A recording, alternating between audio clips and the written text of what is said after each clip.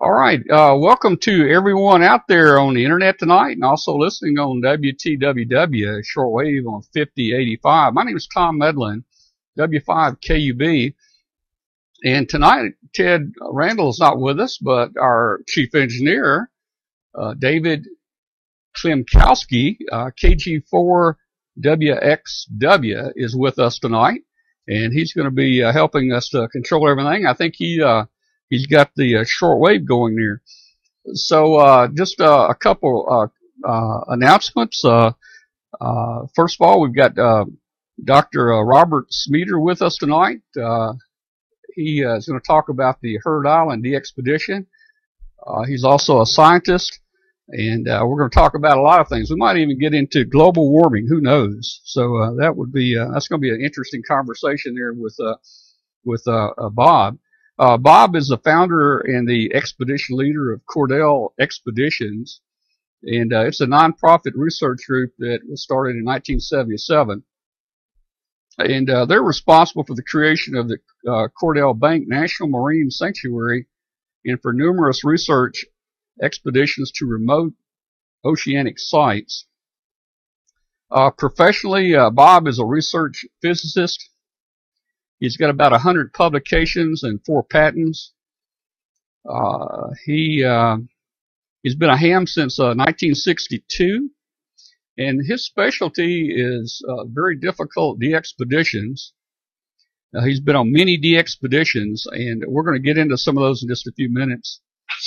He's also invented, I think, some of the logging software, the real-time logging software that we'll get into that some of these DXpeditions are using. He was also listed in the CQ Amateur Radio Hall of Fame.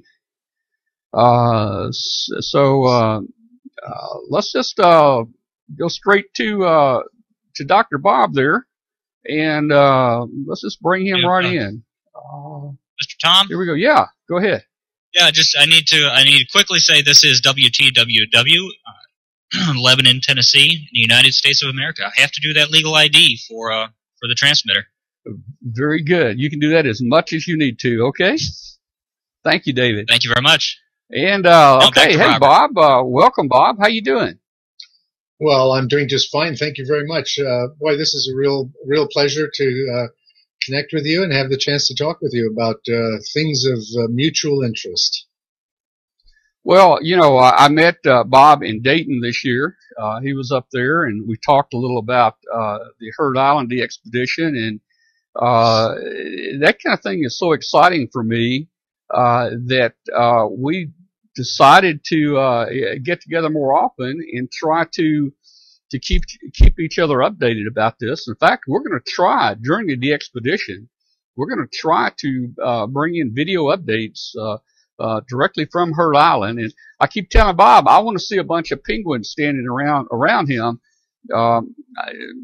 Bob, you told me though there's some kind of law against bothering the animals. What's going on down here? Well, Heard Island has the world's largest colony of king penguins. It pushes almost to 1 million penguins, and as is the case in many places in the world now, there are rules about interacting with wildlife, especially the large wildlife like elephant seals and, of course, land animals like elephants and tigers and things. That's true about the penguins on Heard Island and other places that are similar. You are not supposed to, in fact, it's the law that you can't come closer than a certain distance without some special kind of permit. And we are there not to really interact with the penguins. So we're probably going to be very polite and stand the required distance away from them. But fortunately, cameras are able to, bridge that kind of a distance. So we'll get a lot of close-up images of penguins. And boy, there are a lot of them. Well, that's going to be cool, man, to watch the penguins there with you guys. And you know, the expedition is going to be, I think, in March, so you still got time to get that permit. Maybe you, as a scientist, can at least say you'd like to pet one of the penguins, or is that going to cost a lot of money? The permit doesn't cost anything. It's issued by the Australian government through an agency called the Australian Antarctic Division. We just say AAD. Their office is in Hobart, in Kingston, Tasmania. And I've been there twice now, visiting them, setting this up. The permit will be for landing and to carry out the program that we're proposing to do, which includes the radio operation and certain scientific projects. It does not include any specific projects to interact with the megafauna like the penguins and the elephant seals and the seabirds. We're going to stay away from them and just document them from a distance. One thing we might be able to do, and we're working on it, is have a drone or drones so that we could fly over and get an image of images of the whole population there, sort of a penguin count, if you like. We can do that without interacting with them and without violating any rules. So we'll be learning a lot about the penguins and the elephant seals, in spite of there being no formal program. We're not going to take blood samples or put collars on them and track them or anything like that. That's not part of this project. Okay. Well, hey, that's a great idea. I think the drone is really going to get some great pictures for you guys there. You think you'll be able to fly it? How high is the volcano there? It's pretty tall, isn't it? The volcano is 9,000 feet to the peak above sea level.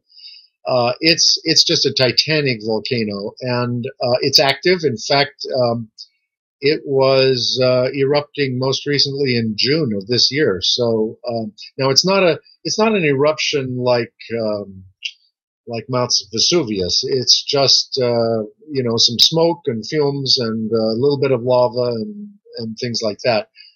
But it is seismically active, volcanically active, and because of that, it's really interesting. But it's 9,000 feet high. It's not something that you can climb informally. It was first climbed in 1965. It's been summited only 3 times. We don't have the manpower to put a climbing team in the field, and so we're just going to be happy with taking pictures of it when it's clear enough to see it from the lower camps in the areas that we will be. But unfortunately, we won't be able to get up there, and we probably can't fly a drone up there. So satellite images are pretty darn good though these days, and working together with those, we'll probably have a pretty good idea of what's happening right at the top. Wow, I didn't realize it's 9,000 feet tall. That's your drone probably wouldn't operate too well up there.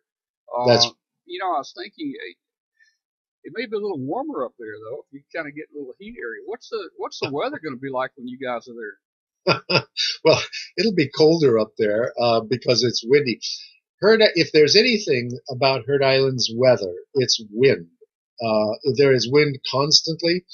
It's a 53 degrees south latitude, and as almost everybody knows, if you look at the South Pole from space, the winds and therefore the currents, the oceanic currents, circulate clockwise around the South Pole, and they just go continuously, and there's no land to stop them. And that's why the wind and the seas are just ferocious. In fact, they have names, the Furious 40s and so on. So on Heard Island, it's windy. It's usually foggy. It'll rain a lot. It'll be cold, but it won't be freezing. It'll be above freezing, maybe between 2, 3, 4 degrees above 0 centigrade, or above freezing. So it'll be wet, sloppy, muddy, rainy, foggy, cold, and windy. Sounds a little like Seattle. So this sounds like a great vacation spot to be going on here. What makes you guys want to go to a wet, cold, smoggy, damp place? Well, it's the universal attraction to things that we don't know anything about. Now, we do know a lot about Heard Island, but people exploration is intrinsic, I think, in our genetics. And Heard Island is very far away, very remote, very difficult to get to. That translates into very expensive in terms of dollars and in terms of time and in terms of risk. Because of all that, Heard Island is very poorly characterized or described. The plants and animals that live there are more or less described, but more less than more, I might say. It's like it's undersampled.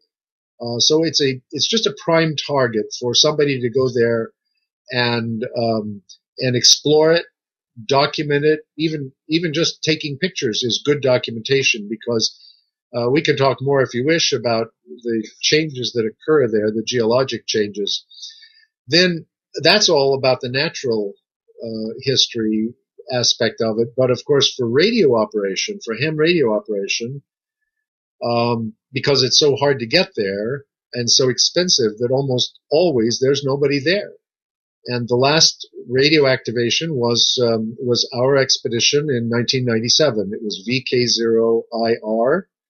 And so we had a team there of 20 guys. We set a world record for the number of QSOs at that time. It's since been eclipsed very, very much. But in the DXing world, in the amateur radio world, it's attractive because it's so difficult. And that's true both for the natural history and also for the radio science. Yes, it's been 1997 is the last DXpedition year, I think. Yes. Right, and then there was one in 1983. Was that the only two times people have been there? No, there's been quite a few ham radio operators on Heard Island, but the major DXpeditions, there were two groups there in 1983. One of them was Jim Smith, VK9NS, and his wife Kirsty. There was another group, and then there's probably been about 25 or 30 ham radio operators on the island, but only the 1983 and our 1997 expeditions, and now this one, the VK0EK, are serious about a major radio operation that has a chance of giving DXers a contact with this extremely rare location, and so it's a big effort. And there are not many of those expeditions there. More scientific expeditions, actually, than radio expeditions. Now, your team is all together, my understanding. You've got all the people you need, right? Yes, that's right. We're going to use a very well-known vessel called the Braveheart. It's made many Southern Ocean expeditions, including it'll be 12 radio expeditions that they have done. Ours will be number 13. So they're very well prepared to do that. And we're very lucky to have them because they provide a lot of support for the project. They will help us land, help us set up, help us tear down, be on standby right there on the island when we need help, and also to transport us to the opposite side of the island to go on with the exploration and also operating radio from over there. The boat carries 14 team members. There are 14 of us, and then there is a crew of 5. And so it's not as big a team as we had hoped, but this is part of the reality of what you can do getting to Heard Island. Well, let me get David in here for a second because this guy needs to take a vacation. David needs to get out and go somewhere. He works hard all the time. I do know that he and his brother Matt have experience flying drones. They're good drone pilots. So if you've got an opening there, we'll get David to go down with you guys. David, you think you could take some time off if we can arrange to get you down near the South Pole? I don't know. I don't know if the world could take me being gone for a while. Tom, let me answer that question. At this moment, we have a full team, but things do happen. In 1997, one person, right at the end, as we were on our way, one person had to return because of business commitments, and so we were one person down from what we thought. I would be very pleased to have David or anybody else who felt that they might be in a position to join us if the opportunity arose. I don't want to be corny and call this a waiting list or a standby list, but that's kind of what it is. If there's anybody who would have interest, I would be delighted to know about them and keep them here on my front list, just in case there's an emergency. People do have emergencies and can't go, and I would like to have the opportunity to put somebody in if that requirement arose and I knew of somebody who could step in and do it safely and fulfill the requirements.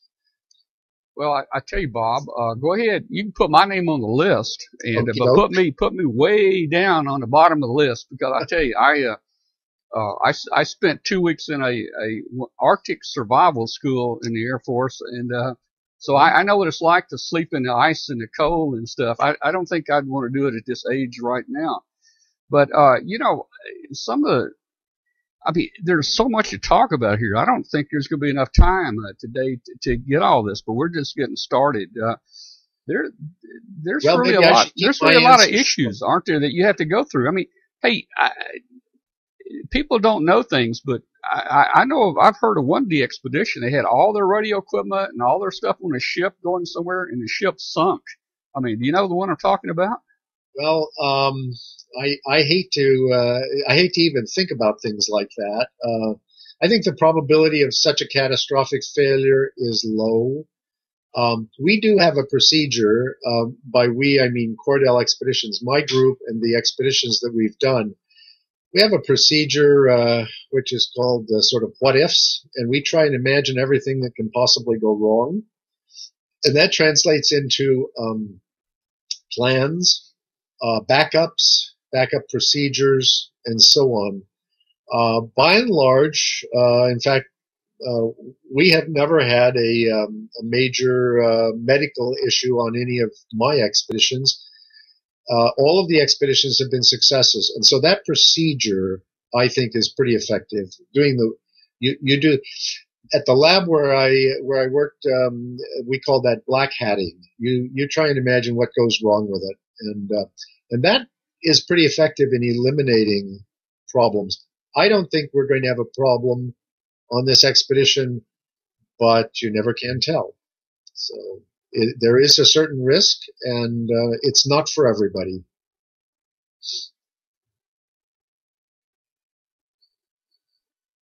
Okay. Hey, why don't we give a plug to your newsletter? We put a link to your newsletter in our email we sent out, but a lot of people may not know about it. So where can they go to get more information about Heard Island? Well, in fact, if you like, I'll bring up a web page, our web page here. Our website is called heardisland.org, heardisland.org, and there you can find a link that goes to the newsletter. And if you like, I'll just show you what this page looks like. Yeah, and Bob, I think you've got some pictures you want to talk about, and maybe a presentation. If you want to just jump into that, man, I'm just excited talking to you here.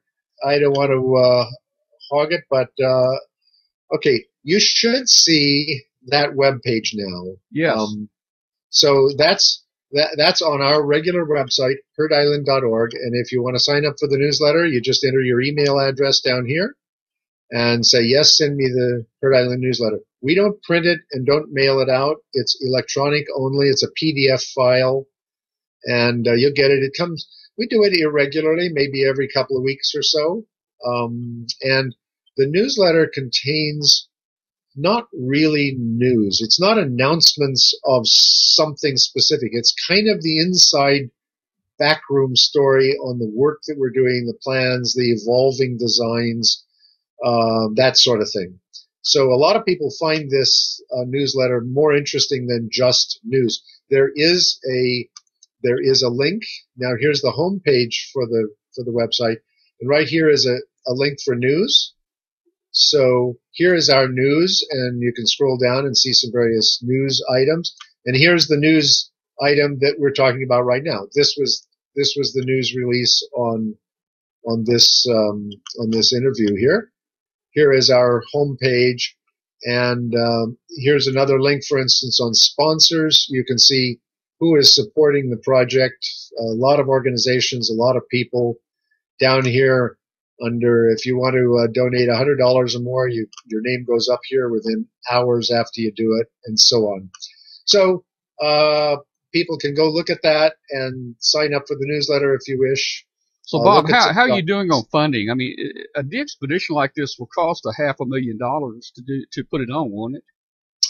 Yeah, it will. When it's all over, it'll be about that.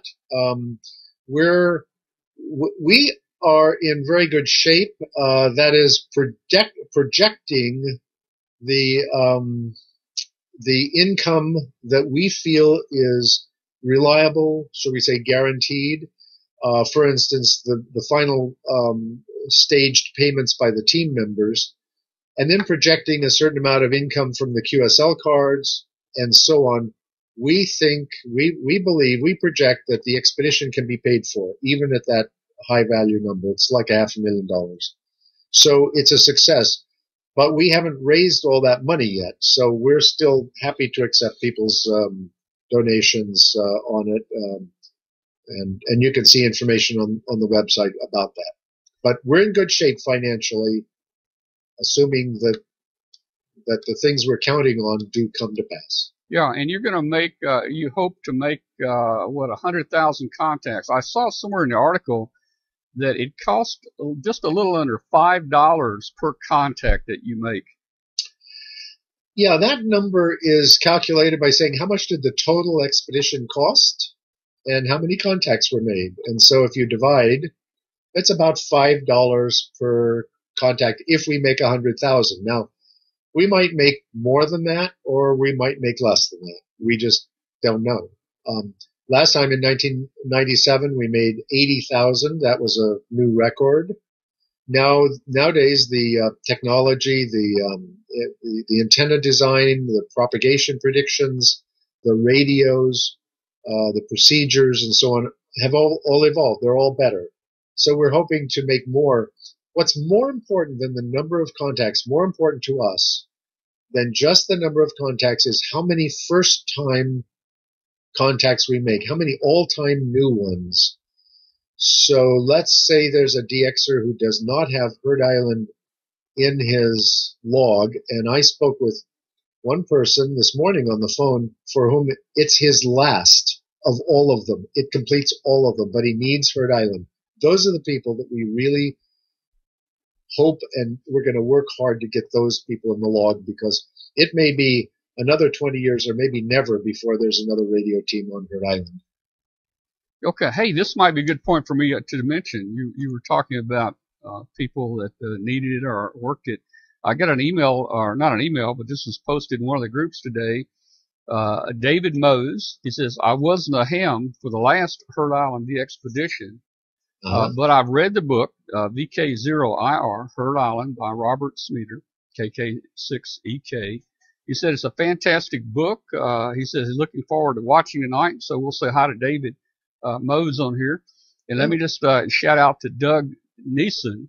He worked with Bob for 5 years on the Cordell Bank expedition. Great leader, great scientist, Doug said. So I bet you Doug's watching too. So back to you, Bob, and any presentation pictures, you've got it there. Okay, well let me go back to my screen. You should see now the website again. Mm-hmm. And now here's a link called Documents. Or, no, wait a minute, I'm not seeing that. Oh, I'm sorry, I didn't start it. There we go. Now you should see it. Yes. Okay, here is a link on the main website. I'll go back to, there's the home page on the main website, and here is a link called Documents. There is a full project description of the latest version. It's about 100 pages long. You find a lot of interesting information about what we're trying to do. But if you scroll all the way to the bottom here, there is an image of the VK0IR book from 1997. And you can click on that and download the entire book. I simply scanned the book, no cost of any kind, just download it and you can read it. And I hope you'll enjoy it. And not only that, but down below here are the scoping document and the planning documents for that expedition. Now, these are 19 years ago, 18, 19 years ago, but you'll see the detail to which a project like this has to be done in order to succeed and in order to make it safe. We're in the process of developing the planning document, essentially the team's handbook, the participants' handbook, which will be equivalent to these here. We're developing that right now for the 2016 DXpedition.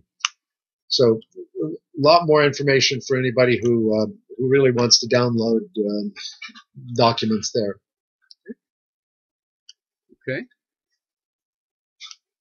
Now I can show you more images of things if you care. Sure, let's look at some images. Your questions or whatever you like. We got plenty of time.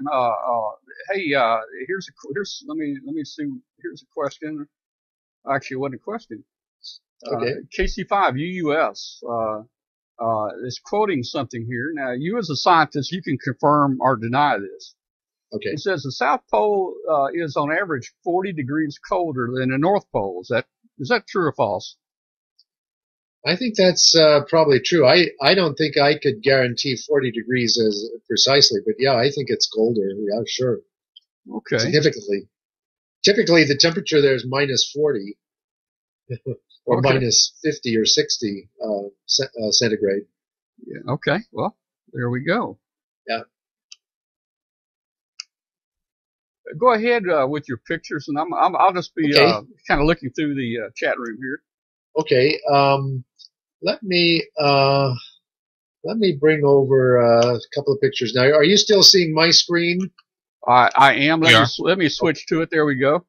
All right. So let me bring up now. Some of these I will have to sort of scale up. Here's a photograph of Big Ben, the volcano, in the background, 9,000 feet high, and these buildings were put there in 1947 by the Australian government. They had a scientific expedition that was there for 5 or 6 years, and when we were there in 97, some of those buildings were still there, but most of them had been blown away, and by now, almost virtually all of that is gone, so it's nothing but debris.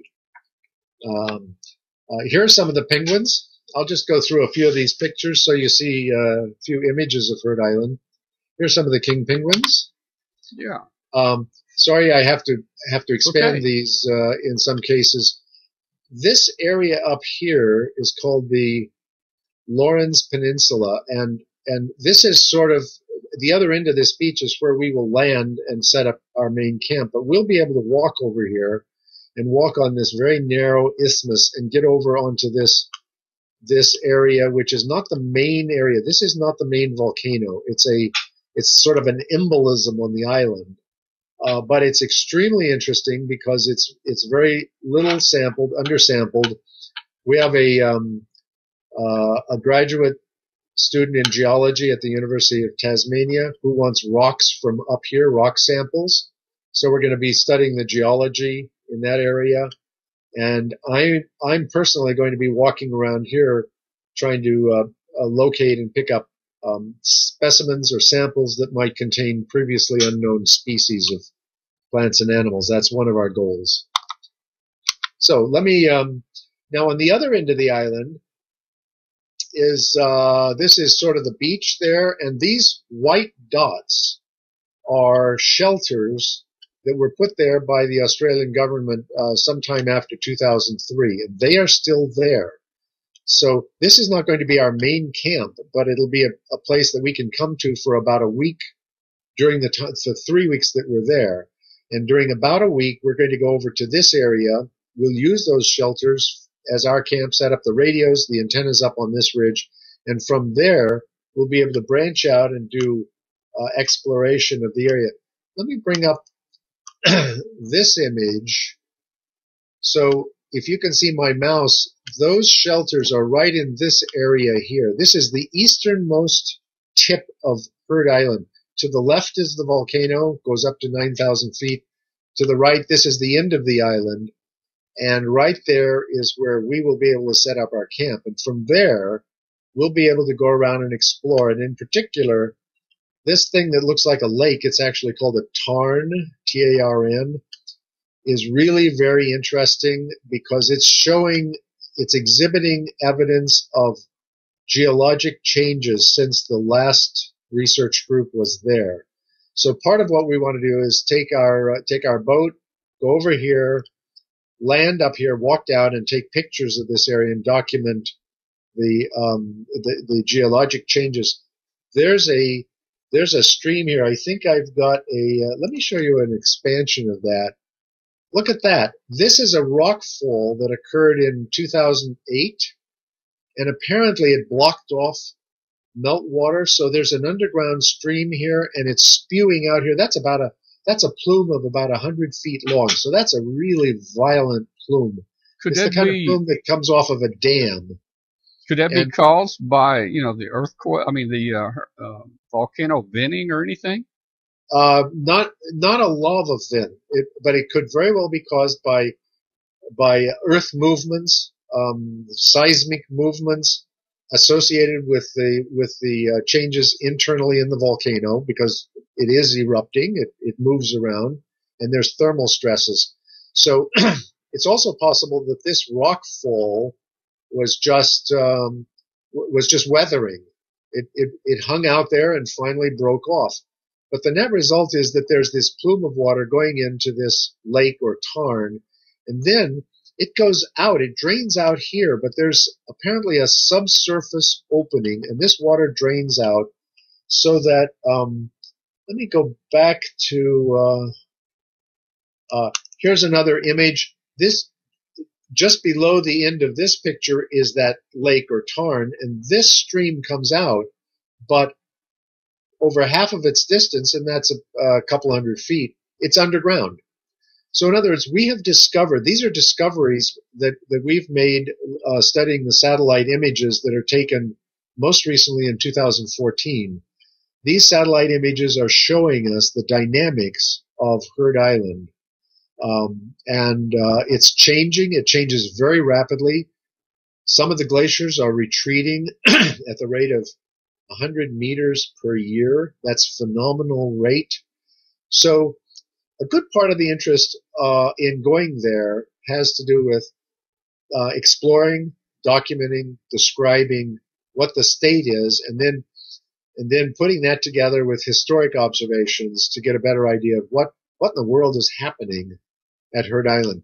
While all of that is happening, I've given you a lot of words about that, but while all of that is happening, the radio team will be up here and on the other end of the island at Atlas Cove, operating radio and logging contacts for DXers. There, that was kind of a long speech there. I can pause and take comments from the chat room are talking about the beautiful pictures. I think it's very impressive. Yeah. Let's talk about the radio team a little bit. All right. Yeah. What equipment is it that they're going to be operating off of? Well, the radio team, we have altogether only 14 people. Everyone has a radio license, but some of them, 2 of them in particular, are principally going to Heard Island to do this kind of scientific documentation. So they will use part of their time to do the radio operation. The rest of the team is going to be plugged strongly into that. So our main camp will be at Atlas Cove, which is at the northwest end. And let me bring up a picture. This is where we will come in from the main vessel, and we'll land here on this beach. It's a very long, shallow beach. And right here is where the ruins of that Australian research station were in 1947. So this is where we established the camp in 1997 for VK0IR, and this is now an image, sort of a drawing. It's not exact, and it's not exactly to scale, but it's more or less where it will be and more or less what it will look like when we set up our main camp there. And these will be our shelters. We might establish some 4-square vertical arrays out here. It's a big flood plain, so it's got salt water in front of us. Let me bring up an image of what our shelters look like. These are these are tents. Believe it or not, these are blow-up tents. These are inflatable tents. The tents are not themselves not inflatable, but you see these rings. Those are like inner tubes. And so what you do is you roll this shelter out on the ground. You connect an air compressor, and 10 minutes later, these shelters are erected and ready for occupancy. So that's a really important safety issue. We may have very bad weather. It may be windy and rainy, and so if we tried to assemble some complex structures, for instance, as we did in 1997, and it's really windy. In 97, we had wonderful calm days. It was very lucky. If we're not so lucky this time, it's entirely possible that some of those things could blow away and we couldn't put up our shelters. So that's a safety issue. So the company that manufactures these shelters, called HDT Global, they make them for military customers worldwide.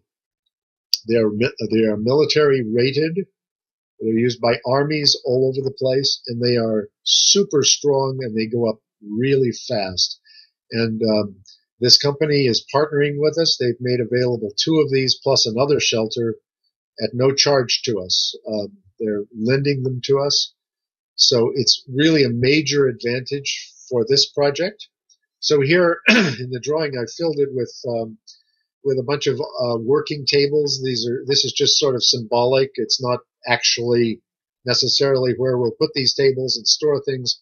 One of these shelters will be a dormitory where we'll sleep. We'll have 16 bunks. That's for 14 team members maximum, plus maybe 2 visitors. The other shelter will be the working area. I like to call it a GEM tent, G-E-M. That means greeting, eating, and meeting tent. And shall I joke that these handsome guys, that's us, right? That's all these. They look nice and warm and toasty. Oh yeah, that's the way it's going to be. So this will be our main shelter. From that, we can get out and we can walk around and adjust the antennas and so on. Let me show you another picture. It's similar. Here are our main shelters. The Australians installed 2 shelters here. These are actually water tanks, manufactured as water tanks. They are permanently there. They're refuges, and we'll be able to use those. So what we're essaying to do is one of them is set up as a galley, so we can cook our meals there. It's got a stove top and an oven and preparation surfaces. The other has a table where we can sit and eat.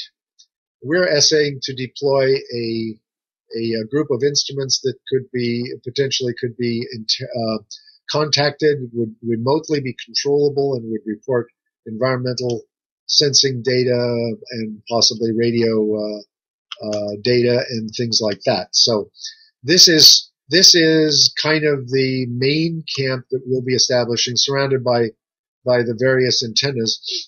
We're favoring verticals and vertical 4-square arrays because we're down low. We have salt water right in front of us, and it's a pretty proven configuration. Rather than Yagis, we would have to bring the Yagis up on the hill and up in the air higher. So we're opting for all vertical antennas. The radios will be Elecraft K3Ss, and with maybe more than one kind of amplifier. Other than that, they're pretty conventional DXpedition radio gear. Of course, every radio has a computer. Computers are all linked together with Wi-Fi. One of those computers talks to our satellite terminal. It'll be Inmarsat, probably. Could be Iridium. and uploads data from us on a continuous basis. And when you'd like, we could talk about the real-time uploading of data. But other than the connection through the satellite and the real-time connection with uploading data, this is a fairly standard configuration. It's just that our shelters are new and different for DXpeditions, and being able to take advantage of the Australians' refuge shelters is a big advantage for us. What bands are you going to be working there? We're going to work all the bands that we can. We're going to concentrate on, shall we call them the money bands initially? If it's 20 meters, 15 meters, 40 meters. The reason for concentrating on those is so that we can log as many all-time new ones, give people the opportunity to get one at least contact. And as time goes on, we'll be there most of 3 weeks, operating most of 3 weeks. So as time goes on, we'll branch out to the other bands. We'll have hardware available to work all bands, except that we're believing that 10 meters is going to be pretty poor, so we're not taking that too seriously, and probably no 6 meters at all. Other than that, we should be ready on everything, but we're going to sequence it to optimize the chances for people to get what they want from this operation. You know, did you have something, David? I was just going to ask, it's as a field day people, we all know how to work, 24 hours off the grid. But 3 weeks, how do you overcome dealing with having no external power for that long? Are you doing generators, solar, wind, all of the above? Yeah, well, we'll have quite an inventory of generators. In 97, we had about 35 kilowatts of electric power at this location. We'll have as many generators as we need to operate as many radios as we need. Typically, we might have 4 stations operating at any given time. So the power requirements are not too terribly high. We're not going to depend on solar. It'll be generators, hardwire the power in.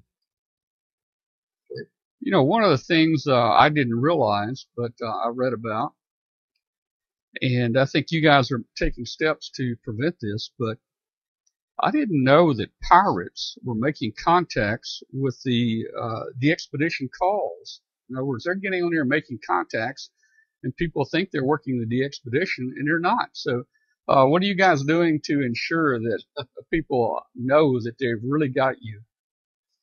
Well, I appreciate the question very much. So shall I give a short description of Sure. DXA then? Yeah, go right ahead.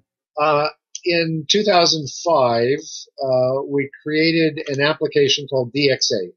I think many people are familiar with it now, and probably many of the hams, the DXers listening, actually used it or watched it from Curry, K7C, Curry Atoll in 2005. We used it again on Clipperton 2 years ago, 2013. DXA is merely a web page. You're going to go to a URL. It's going to be on dxa3.org, but you'll be able to find it easily. It's merely a web page, and there's nothing you do except bring it up and leave it up on your screen and watch it. What it does is it presents an image, a map of the Earth, and some basic data to update each minute. Once a minute, it's updated with those stations that we have just logged in the past minute. So let's say that you make a contact with us and we log you. Within 1 minute, you'll see the web page in your browser and your computer update with your call sign and your QTH. And that will confirm for you that you are safely in our log and you don't need to make a duplicate contact. But then, Tom, you asked about pirates. How does that work? Well, if inadvertently there was a pirate there and you worked the pirate, you would not see the confirmation on that DXA page. You would not get your confirmation, and therefore you would know something is wrong.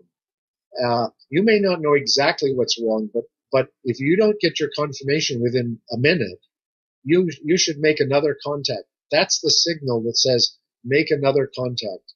So following that procedure, it's absolutely impossible for a pirate to get in and siphon off contacts and ruin the event for somebody, because we give you 1 minute warning. Whoops, it didn't work. Make another contact. And so DXA eliminates pirates altogether. Let me see if I can bring up an image of DXA, the web page. You can see it on our website, and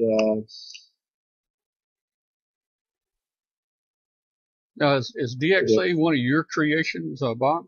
Yes, that's right. I wrote the original, and then I turned it over to Pete W60P, who is a real professional programmer, and he has just done a wonderful job of bringing it up to modern standards. You should be able to see an image. This is now a slide in a PowerPoint presentation, but you should be able to see this.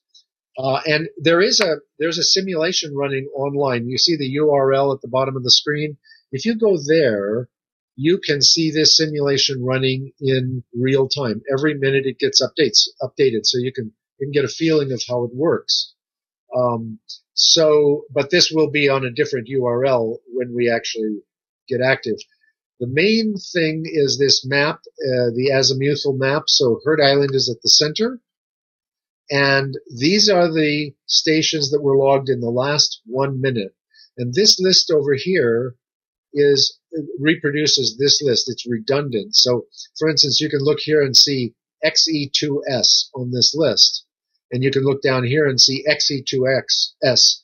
But he is in the location. This little flag is in his QTH. We look up your lat/lon and put that flag on your QTH. So every minute this gets updated, and in fact, I could probably bring up the live simulation. So I'm going to do that right now and see if conceivably it's still running. Pete is working on this, so it's possible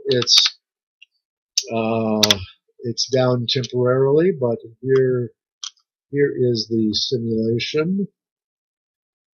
Okay, so now I'll bring this up full screen. It doesn't fill full screen, so maybe I'll just bring it back down again. This is what you will see when you log in, and you can log in right now. There it is, dxa2.org/dxa3.dev development. And this will now update in 34 seconds. So as we watch this, you'll see this update automatically. There's nothing you have to do except watch this. This list will be moved over to the right. The just logged list will be moved over to the worked list, and it will update it. So we're 15 seconds away. So keep your eye on this if you want to, and you'll see it suddenly change. So this might be a good tool to also see where your signal is going and seeing if it's Indeed. getting ready to be in your area. Did you see it update? And now the first list is over on the right here. That's a cumulative list. It's a new set of flags. Those are the stations that we logged in the last 1 minute. Of course, this is a simulation, but this is what it will look like. And so we really advise you to bring this up when you're trying to work us. Bring this up and watch it. You can see who we're working. We can see who we're working. It's really very, very useful tool. This thing right here in the lower left side is a place you can log in with your call sign or any call sign. And for those QSOs, those stations that have been logged, that are safely in the VK0EK log, will light up a green square. We call those a greenie. Okay? So this person, W1AW, in this simulation, this station, has safely logged. We have these stations like 15 meters sideband, 17 meters CW, and so on. And you can get confirmation of your log. This is the online log server, but it's graphically presented. It's exactly the online log server, and we are working on right now the ability for you to say click on this part of the graphic and order up QSL cards if you want. So this will be somewhat interactive. Right here is a link like order QSLs. You'll also be able to click on here and send an email message of some kind to the expedition, to us on site. We won't be able to go through every last email that we get, but we're going to have help in processing all these. So we want you to feel like you have the ability to give us a message. So there's various features on this. How much time remaining on the island? How many queues have we logged total? 106,000 according to this. Again, it's just a simulation. And here are the bands and modes that would be active at any given time. That's so if you want to get us on the 17 meter CW, you can see that on this simulation that's not active. We're not listening there, so you don't want to go there. That is so cool. I mean, there's no doubt where you're going to be. You look at this real time thing; it tells you what band and the mode you're operating. Let me ask another question. Sure. I think that you guys aren't you going to set up two different camps? And maybe the purpose of that is one part of the island favors the United States, and maybe one part of the island favors Europe or something. Talk a little about that. Yeah, that's exactly right. Let me see if I've got that map here. I may not have that. Okay. Let me bring up this. Right here, if you can see my cursor, right here in the northwestern corner, that's called Atlas Cove. That's where the main camp is. And those are the images I showed you before, at least part of them. Here's the peninsula that we want to go out and explore. And most of the operation will be conducted from there. And this location can see every place in the world except the central U.S. and the west coast of the U.S. And the problem is, here is Big Bend, the volcano, 9,000 foot mountain right in the way. From here, right through this way to the southeast, down in the lower right hand side is California. So it's very poor propagation to there, but we have a lot of really good supporters from there. We want to make a contact. So what we're planning, what we will do is we will, during part of the time, the vessel will carry part of the team over here and land us here. We'll set up the radios here. This works because from here, going in that direction, we have a straight shot to the west coast and the central North America. So we'll give some preference to that. And from here, we also see JA and VK and ZLs and so on. So by operating on these two locations, we will have straight propagation shots to every place in the world.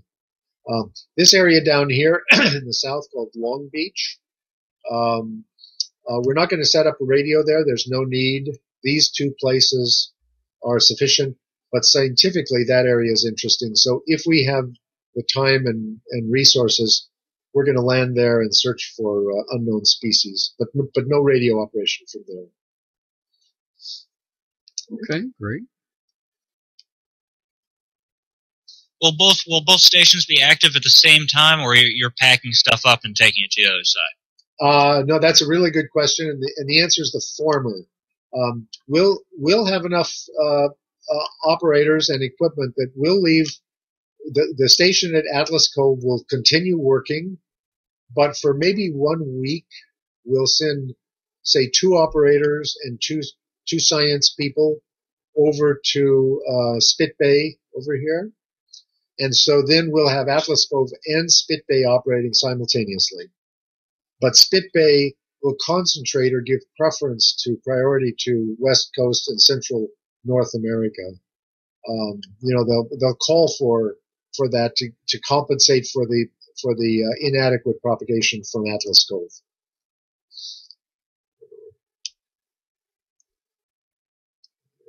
So how are you able to determine propagation this far off? Because we're talking about March is when you're going to have the DXpedition.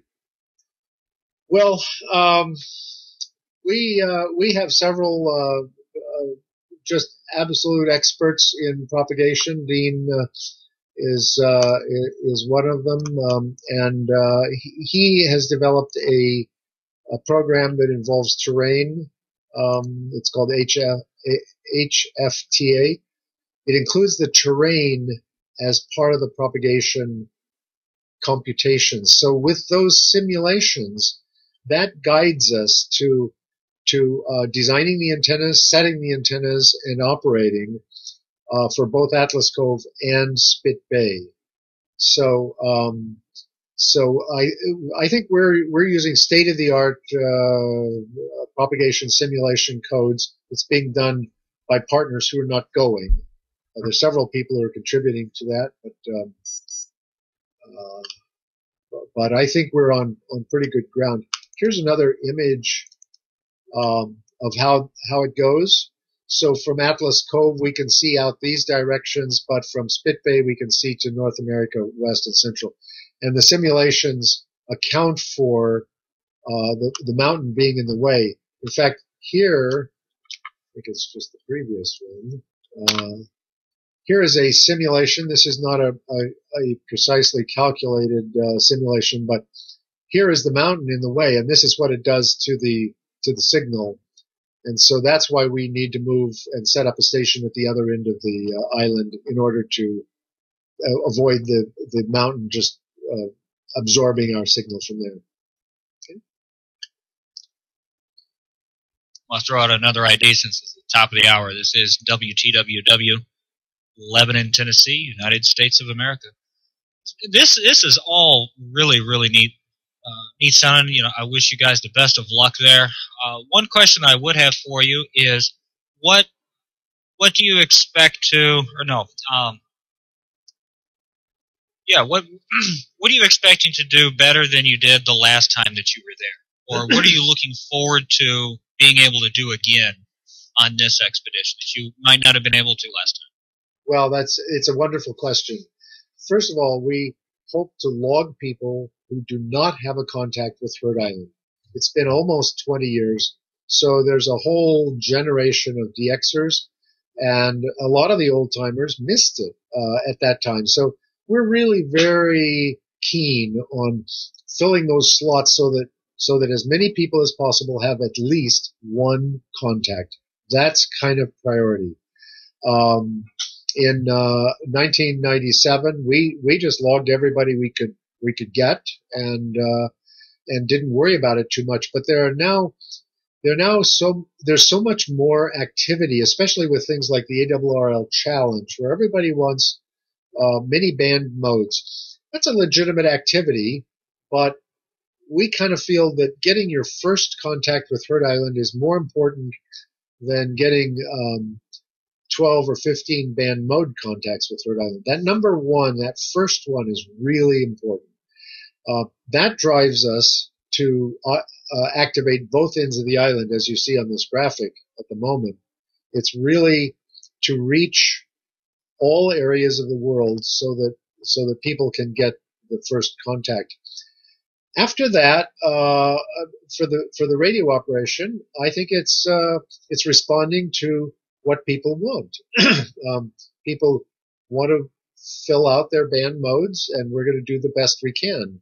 We're hoping that people who do not need, let's just pick on one, say 40 meter CW. Maybe you've got Heard Island on 40 meter CW. If you were able to let somebody else have that slot, and remember, we have only a finite number of contacts that we can make.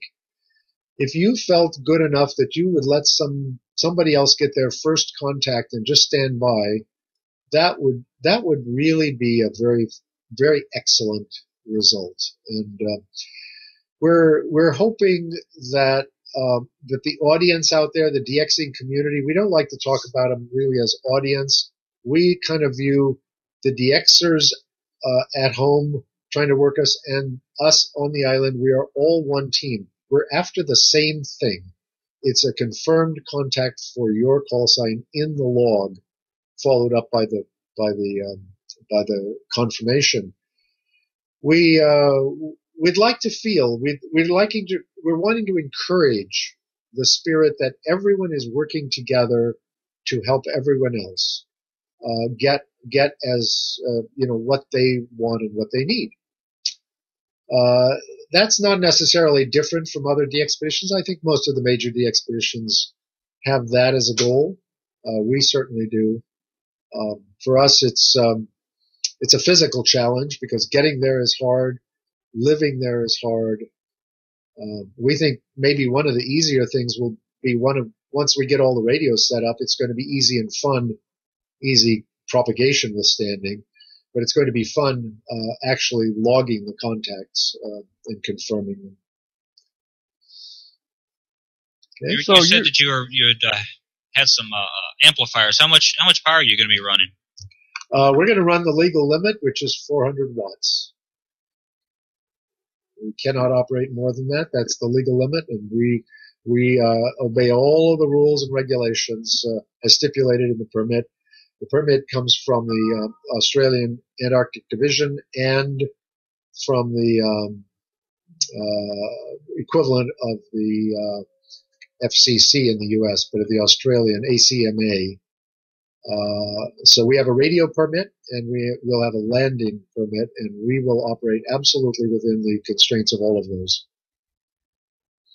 The DXpedition is going to, on Heard Island is going to last, I think, 21 days is your plan, but the overall trip from start to finish takes you something like, 40, 45 days? Yeah, it's about 10 days to get there. We're going to leave from Cape Town. Let me see if I can pull up the map to show you where we're going. Here it is. We're going to leave from Cape Town, South Africa, go east, and that's advantageous because the wind and the sea is behind us. It's on our stern, and then drop down past Kerguelen to Heard Island. And then when we finish, we'll get up and go further east to Fremantle, which is next to Perth, Australia. And so, boy, it's a lot better than if we were going the opposite way. The Amsterdam guys went out of Perth, that's down here at Fremantle, and went to the west and then turned around and came back. So over half of their trip, they had to buck high winds and high seas. We will have to do that as well, but at least we're going downhill on it.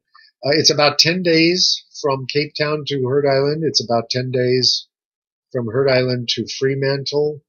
There's 20 if we're at Heard Island for nominally 21 days, but that's not precise. It's going to depend on the weather, on operations, and so on. But it's more than 40 days. That's correct.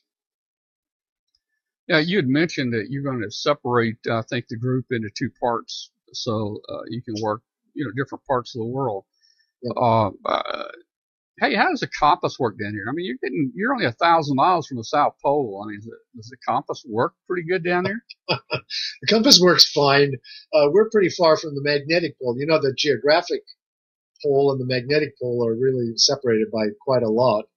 But the compass will work fine.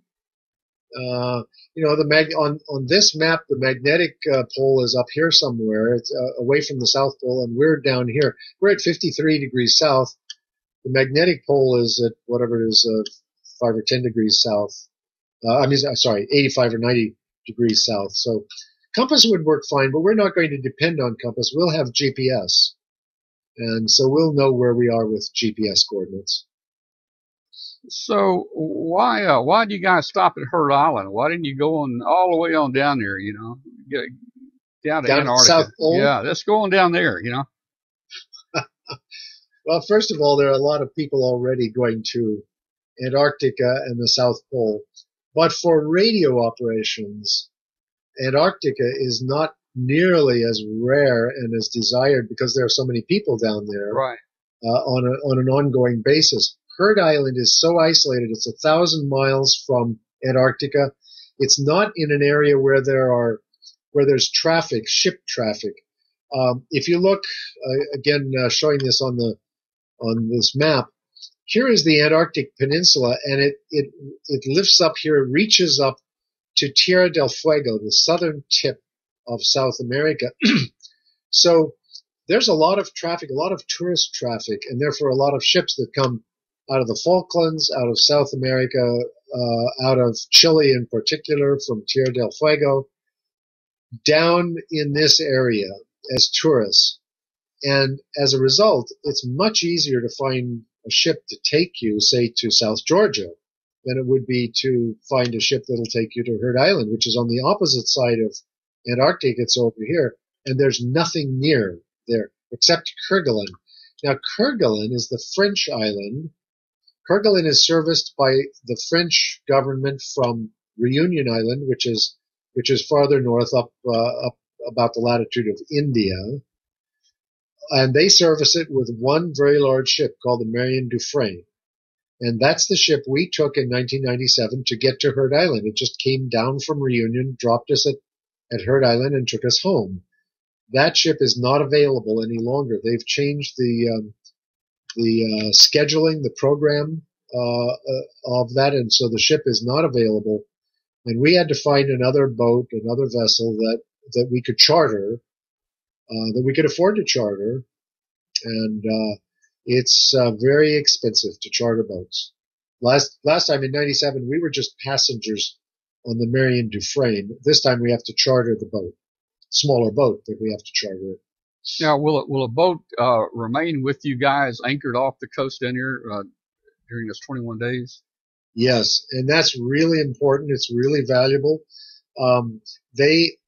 Their crew is essentially an extension of our crew. On their other expeditions, they provide so much support, landing, picking up, transferring cargo back and forth. They will even cook food and bring it to us to the extent that it can be done. But it's really important for safety. It's critical. We had a previous agreement with a boat, but when they refused to stay with us, I dropped them. We could not have a boat that was not with us the entire time, but the Braveheart will be, and it's very, very important for safety as well as the operations of moving around the island.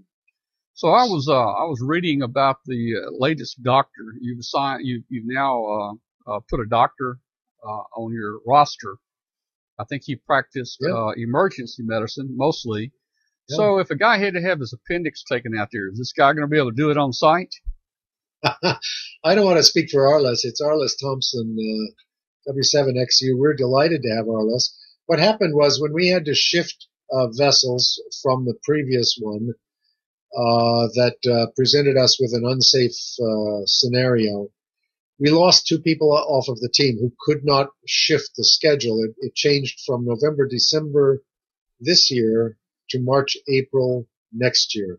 Two of our team members cannot go then. We were able to fill one, and then in this past month, we were delighted and lucky, I think, to add Arliss to the team. Arliss has formal education in biological sciences. He has a wide range of experiences on very challenging worldwide expeditions, field science, and he's an emergency room doctor. So we're thrilled to have him. So let's talk about the emergency aspect here again. If a person really has some type of heart attack or something, and you got to get them out of there, surely you probably wouldn't take him back on the ship. I mean, is there somebody else that can come in here for you guys? Do you have insurance for transportation or backup transportation? We will have insurance. It's required. We'll have insurance, but the mechanics of that may may eclipse any kind of insurance that you might have. And so there's a whole range of scenarios that could happen. And we have developed a very extensive, it's called a risk management plan. What are the possible things that can go wrong? These are like the what ifs. What can go wrong? And medical is an important part of that. So what if somebody does have appendicitis, or has a tooth that is just driving him crazy, or has a heart attack, or simply drops dead? We're considering all of those scenarios, as well as what if somebody gets a cut or a minor burn? What do we do? How do we respond? So there's this whole spectrum of possible events that occur. The best we can do is to be prepared in terms of leadership. That is, it's my responsibility as expedition leader to be able to direct the decisions and the actions of what to do. If we have a situation that's a major medical, my important function is to turn it over to the doctor and let the doctor then manage that situation. If that person has died, we have to make a decision. Do we terminate the operation and sail home with his body, or do we carry on? Generally, expeditions like this carry on. That's generally the decision on a fatality. We're going to do our best to avoid that event by we're going to have medical screening and medical exams before we go. We're going to do our best to be in good physical shape and so on, so nobody is, to our knowledge, nobody is going with a terrible illness. He's not terminally ill in some way. The whole spectrum of smaller, less threatening, less acute problems have to be managed on site. What if somebody breaks a finger or breaks a leg? Well, or what happened in one case on VK0IR in 1997, the wind caught a wooden crate and knocked one of our team members' shoulder, dislocated his shoulder.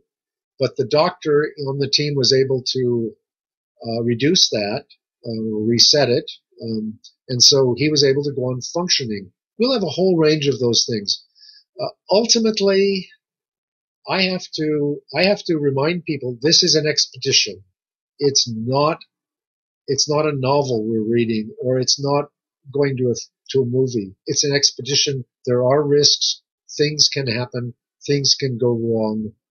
We're working as hard as we can, and I think it's really quite adequate. I've done expeditions for 35 years, and the preparation for this one is better than any we've ever done before. So insurance is fine, but we have to manage the situations on site in real time, and I think we're going to be prepared to do that. We're prepared to a great extent now, but we will be fully prepared by the time we sail. Well, it sounds like you have a good long list of risks that might happen. Now, I probably have one that you don't have on your list. Do you have on there anything about getting bit by a rabid penguin? Well, as a matter of fact, yes. And are you allowed to slap it if it does bite you? Well, now that is a really good question. I don't know about that. Okay, so I'm going to bring up, here is our risk management plan. And now I'm just going to scroll down. These are all the kinds of things that can happen and what we're going to do about them. So here is categories. Here's a hazard that can occur. Here's the cause of the event, the consequence, how we will respond, and how we can mitigate or prevent that problem. And down here somewhere is probably an animal bite. Yeah, it's probably under medical, health. Maybe this has been moved somewhere. Oh, I know. It's been moved because we're working on the environmental impact part of this. But animal bite, I don't think any of the penguins is going to be rabid, but animal bite is one of them. An elephant seal, if we were imprudent and an elephant seal bit somebody, we have we have to pay attention. We will have to pay attention to that because of the possibility of infection. Mm. So it's a good question. I know that you said that you have to stay away from the animals and the penguins and whatnot. But what happens if that herd migrates in your direction, and then now all of a sudden they're encircling your encampment? Yeah, hey, just throw a little food out, after you get through eating. That's an excellent question, and to be honest, I'm not entirely sure what the AAD would want us to do. That is, are we supposed to abandon our shelters, or are we supposed to bang pots and pans and scare them away? To be honest, you got me on that. I will have to get the answer to that. My guess is that it's not going to harm any of the animals to sort of bang on pots and pans and say, "Hey, please go away, go the other way," and they will. In 97, are the penguins curious animals, or are they just tend to like, oh, it's a human, I'm just going to go in and stay over here? They are not particularly curious. They stand in their clusters, their colonies, generally a quarter of a mile or a half a mile away from where our camp will be. Now let me bring up this other drawing of the camp. Here is our main camp, and over here is where elephant seals might be wallowing around in mud. Now, if they generally are not going to come up in this area, so we probably won't see any of them coming up here. But maybe they're curious. Maybe they lumber up here and nuzzle up against an antenna or something. The penguins are going to be out here. This is called the Nullarbor. It's a big mud flat. No trees, Nullarbor. That's what it means. So we're not going to see the penguins coming around here investigating us. I don't think we're going to see any, or certainly not many, but probably not any elephant seals coming around. We will have some burrowing birds that live in this area, and we'll have a lot of seabirds that nest all over in this area. But I don't think we're going to have much problem. Well, Bob, one of the questions in the chat room was, are you going to have any streaming video? And you've already mentioned the fact that the communications cost is going to be really high to get connectivity there. Yeah. And you're hoping for a sponsor that's going to help you out with that. And if things work out right, we've talked about the 21 days you're down there having a live report back from you guys on our Tuesday night show, and we're hoping to bring some video back in on Tuesday nights. Well, I'm glad to have the chance to give you a few words about that. Yes, the answer is yes. We are working on hoping, should we say, planning to have live video. I was looking for a chart here. Here it is. I can bring this up. Inmarsat, of course, as well as other companies, Iridium and so on, have constellations of communication satellites, and you can rent, and we have in the past. That's how we make DXA work. We just rent a terminal, we rent time on that terminal, and we upload the data. And on this, for this DXpedition, we're going to be downloading data as well. So it's going to be two ways. Inmarsat has a satellite which until June of this year was located here over the Atlantic Ocean, and it had only very marginal coverage at Heard Island. But in June they moved that satellite so that it's almost dead center on the Indian Ocean. That makes it almost dead center above Heard Island. So we will have a very direct shot with our terminal, and therefore very good coupling, propagation to that satellite. Now, Inmarsat has a new mode that they are just now developing. It's implemented. It's on its way. It's actually working, and it should work for us. It's called K-Alpha, and it's very high speed. It enables live video. Now, I don't know yet what the cost is. You can imagine the cost is going to be rather high. So I'm kind of, until we find out what the cost is going to be, I'm cautiously pessimistic. You know, we may have the hardware. It's possible Inmarsat is going to partner with us. We have talked with them over the past month or so. We're waiting for a decision. They may provide the hardware so that we could upload live video two-way from Heard Island. We can do that one way or another. We can do that, whether Inmarsat partners with us on the hardware or not. What we don't know is what it would cost to make that happen. So let's say worst case or a bad case, an unhappy case would be, we have the hardware, we can do this, but we just can't afford to pay for the time, for the satellite time. In which case, we would love to find an angel, someone who would make that possible. That would enable us to talk to you guys and other people live from Heard Island. We could show you what we're doing. You could ask questions and things like that. So we're shall we say cautiously optimistic.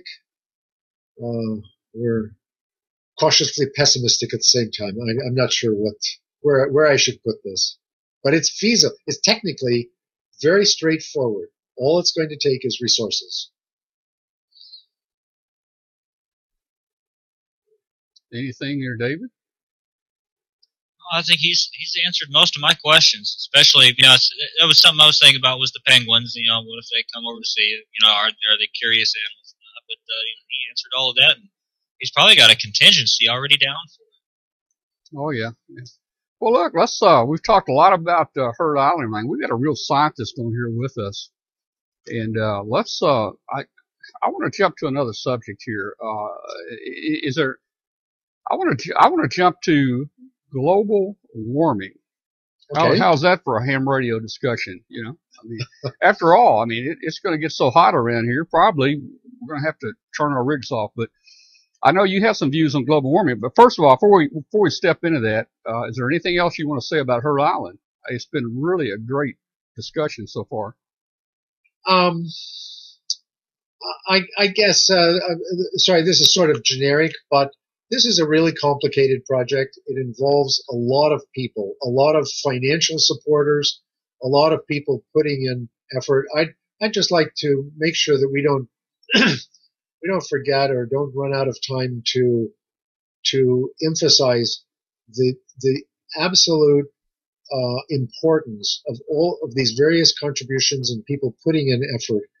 Of course, ultimately, this will get documented in whatever book we write about the project. I write a book about all the major DXpeditions.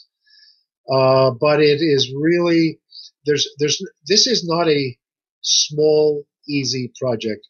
I sometimes say this, Heard Island is the hardest DXpedition of any of them. Maybe Bouvet is also similarly difficult, but Heard Island is really hard because it involves coordinating so many people, so many organizations, so much logistics, and the finances. And I just want to express the appreciation to all of them without taking the time to list them. They're listed on our sponsors' website for many of them. But this is a joint effort, and I hope the DXers who will be wanting to make a contact with us consider the way I said early when we started talking. They are part of the team. The DXers are part of the Heard Island team. We're all working for the same thing, namely a successful expedition. The enemy of this project is failure of the project. So I thank everybody, including the DXers who are going to help us make this operation a success. Okay, I got that speech in. Thank you very much. Well, I tell you, there's been a lot of planning going into this. You guys have not left anything, uncovered. I think it's going to be a successful event for you. Even before, when the sunspot cycle was low, I think you guys did a great job down there. And I think it's going to be a good one. It's going to be in March. I think you have any dates in March? We're going to leave Cape Town on or around March 10th. So 10 days onto that is March 20th. 3 weeks on Heard Island, and so we'll leave about April 10th and it'll take us 10 days to get to Fremantle, Australia. So we should be on the air and doing our science work between about March 20th and April 10th. All right, well, great. And for everybody out there, you can go to the heardisland.org, right? That's the website? That's correct, heardisland.org. And as we've been talking, I've just been fiddling and showing you a few different images of the place. So and you can register for the newsletter there, and and keep track and follow up here. And hey, as we get a little closer, we'll have you or Rich back on here again, and we'll talk again about how things are coming right before you guys depart on the trip. Yeah, I think it'd be great. Here's DXA again. Get used to looking at DXA. We want everybody to watch DXA during the operation. It will help the operation, and it will help you. So we had, by the way, on the 2 previous DXpeditions where we used DXA, we had 40 million hits on the website. Oh, wow. Both each time. So it's very popular. It is at 40 million. Man. Yeah. All right. Well, look, hey, we've had an hour and a half discussion on Heard Island, and it has been great, man. I really, really enjoyed this. David, did you learn anything over there in Lebanon, Tennessee? I'll tell you, I've learned a lot. This has been a really good interview. I've really enjoyed listening to you, and believe me, I'm going to be upstairs on my radio trying to make a contact with you. Well, but I'm going to be on there too, so Dave, I'm going to be competing against you. I'll just turn my amplifier up. All right. Oh, I forgot. Great. You got a 100,000 watt station here. You'll probably put on. Here on the screen, if it's still up on your screen, is contact information for us, and we're just delighted to have any kind of input, suggestions, requests. Probably can't respond to you at this moment. Say, can you be sure and work me on 30 meters? I can't help you with that right now, but anything else I may be able to help you with. All Again, right. For the shortwave listeners, can you give out your email address and website and whatnot one more time? Yeah, it's up on the screen right now. You should be able to see it. Right, but shortwave. Oh, I'm sorry. People who listen on the radio. Yeah. I wasn't listening to you. The website is heardisland.org. One word. HEARD, like I heard it on the grapevine. heardisland.org. The call that we will use is VK0EK. So you can search on that. My email address, you can write to me at KK6EK at Cordell, CORDELL.org. You want to call me on the phone? My phone is 925-934-3735. And if you miss all that, want to catch up with it, you can find it on my normal expedition website, which is cordell.org. And you can also find it on heardisland.org. And as I mentioned before, the good part of our motive here is to communicate with you not only over HF and working you and logging you, but it's the ancillary communications. It's making sure you are getting help to get what you want from our event here. We're doing the event. We want to give you whatever it is you want to the best of our ability. So, all right, great. Don't hesitate. Yeah. Oh, and let me say to our shortwave listeners out there, if you're listening, you could be watching this on W5KUB.com. W5KUB.com. So please go there, check in with us. We got a chat room there. You can see Dr. Bob here. We're recording this, so by tomorrow we should have the whole show archived and on our channel, which should stay out there forever until the world ends. And we're going to talk about that in just a minute with the world ending here. But again, I want to thank Ted Randall and David tonight. David is the chief engineer over there and making this thing go out over the shortwave radio station. So Ted has a QSO radio show. check out his Facebook, and also we'd love to have you on our Facebook group, w5kub.com Facebook group. So just come on over and join us there. A lot of stuff about this show and other things we do. And for all you hams out there that are watching, we may not have given a frequency out, but we're on 5085 kilohertz right now, running 100,000 watts, and we've got listeners as far away as Australia. So, hey, you know, you guys down at Heard Island, you put that HF rig on 5085, you might be able to hear us down there. Well, I think that's absolutely something we should do. And we can give a shout out to you guys, all you guys down there. Yeah. Well. Yeah, we do take requests. You know, give us a call. We'll play something for you. Yeah. Boy, that's a great offer, and we could just listen to you and enjoy you when we're off duty. We'll just enjoy the program. Oh man! All right. Well, look. Hey, now let's get to some interesting stuff here too. I mean, ham radio is interesting, and probably most of the hams on here are probably going to go to bed now. But I want to get into something really serious here. I want to talk about global warming. Now, first, let me say, I'm not sure about global warming. I think it's something that's probably happening. I'm not sure there's anything we can do about it. You know, my expertise is electronics. So, Dr. Bob, you're a scientist, man. Tell us about global warming, man. Do you feel it's really there, and what can we do about it? Mm-hmm. Well, I'm going to be a little bit careful here. First of all, I am not a professional in this field. I am a physicist, so I don't want any climatologist who is an expert to think that I am speaking for the community with a level of authority. But I do try and stay a bit informed, and I do have enough background that I can understand some of the technical aspects.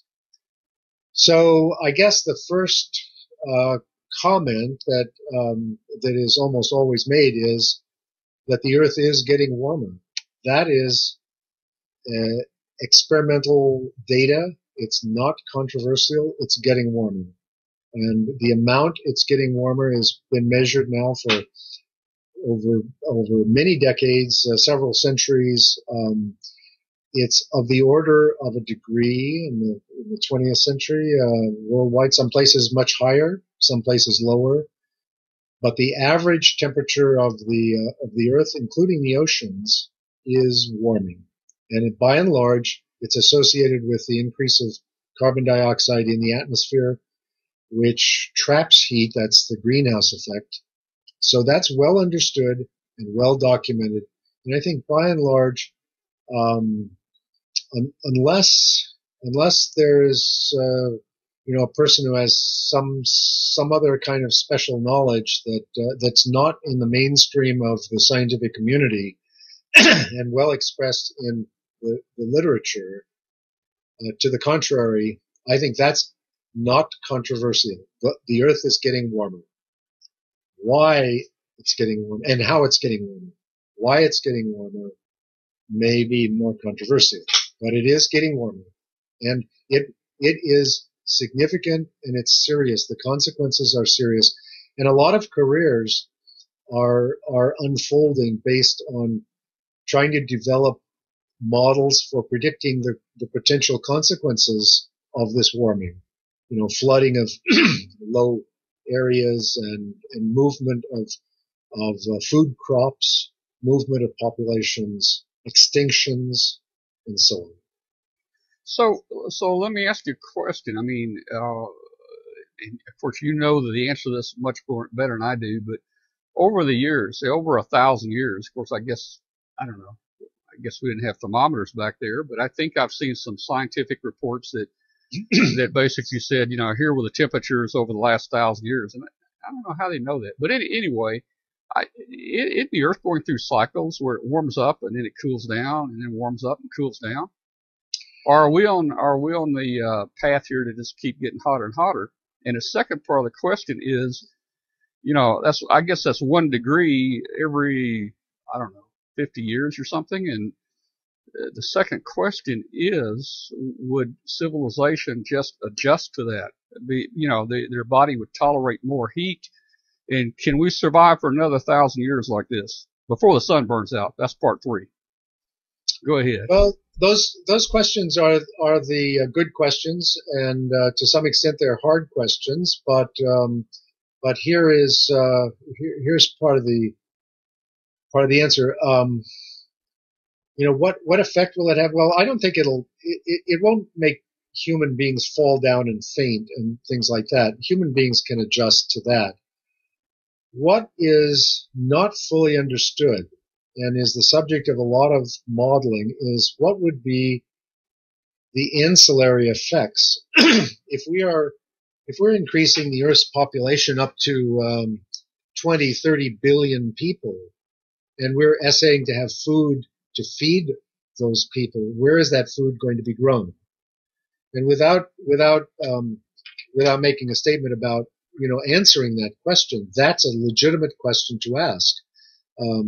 Right now, California, the Great Valley in California, produces a huge amount of food for the United States, and so on. But if you change the Earth's temperature by 1 degree, it's not a small change; it's a big change. And I can explain why people should be concerned about it, even though the 1 degree seems like a tiny amount. After all, it's 273 degrees centigrade degrees above absolute zero. What's 1 in 273? Well, here's the answer. The physics and chemistry of the Earth's climate is nonlinear. It is very, very sensitive to small changes. There are examples of this. For instance, suppose you have an ice cream cone, and there you are eating your ice cream cone, and you're not paying attention, and you sort of tip it. Everything is fine until it reaches a certain angle, and then your ice cream falls on the ground. Well, that's a catastrophe, isn't it? That's what happens in nature very, very commonly.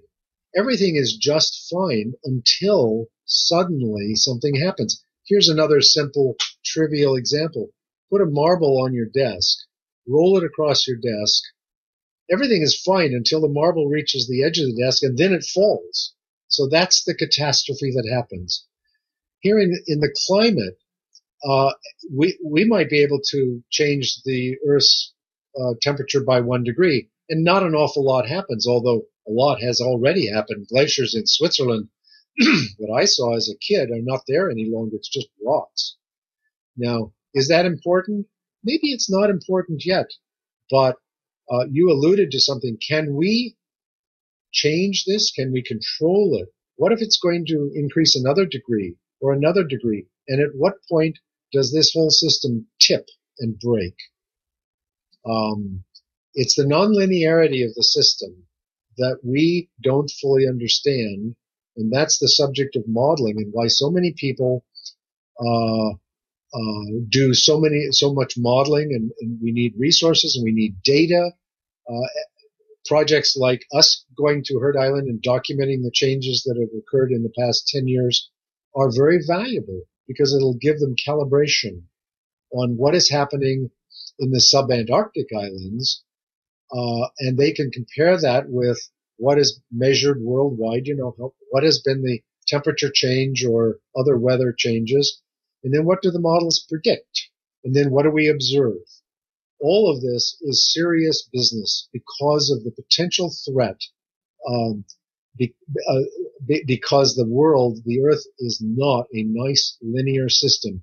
It could go along just fine, and a very small change will break it catastrophically.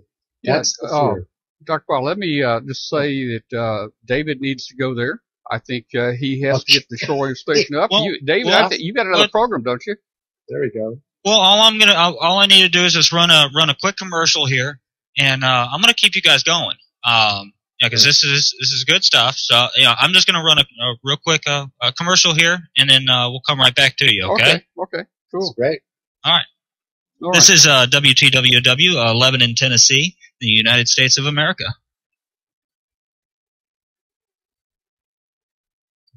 All right. So, Yeah. so Bob, you're saying it's the things, the changes are non-linear here, I think is Yeah. what you're saying. In other words, you're saying, hey, the ice may be melting in, in Switzerland up there, but hey, in the South Pole, it may be gaining ice, right? I mean, things are different in different parts of the world.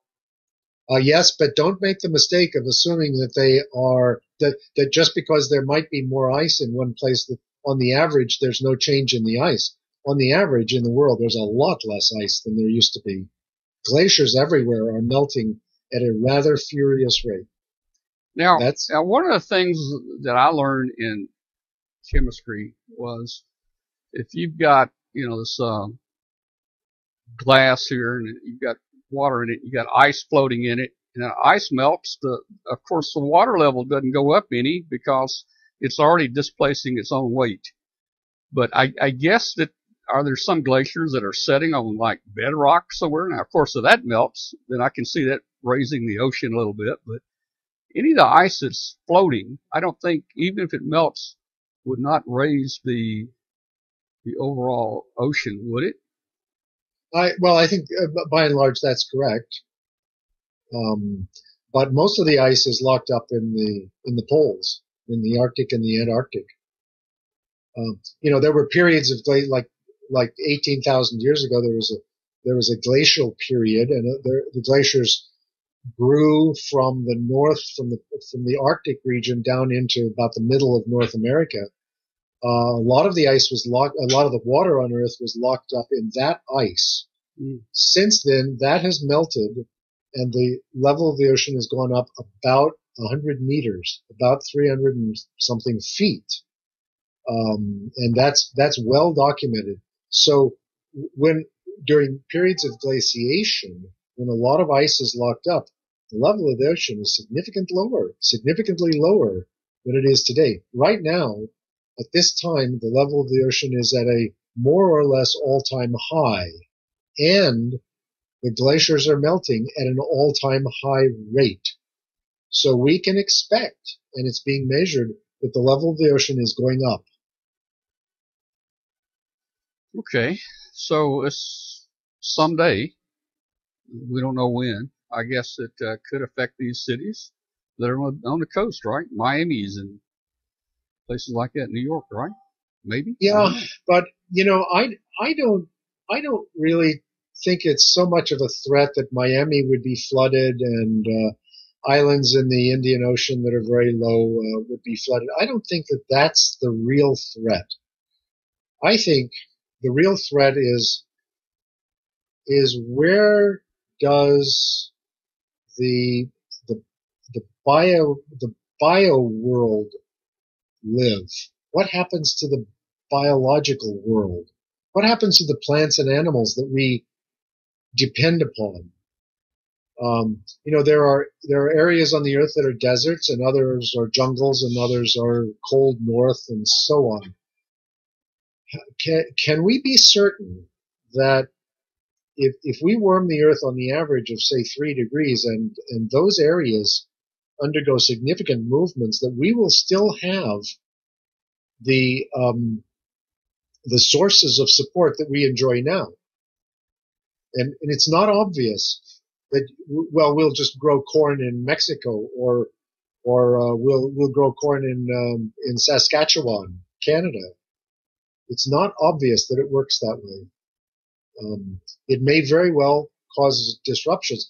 And the history of the Earth is, over geologic period, is not a pretty picture. It is a very violent. There are periods where there were massive extinctions, not just people moving out of town, out of Miami to get to higher ground, but massive worldwide extinctions. We don't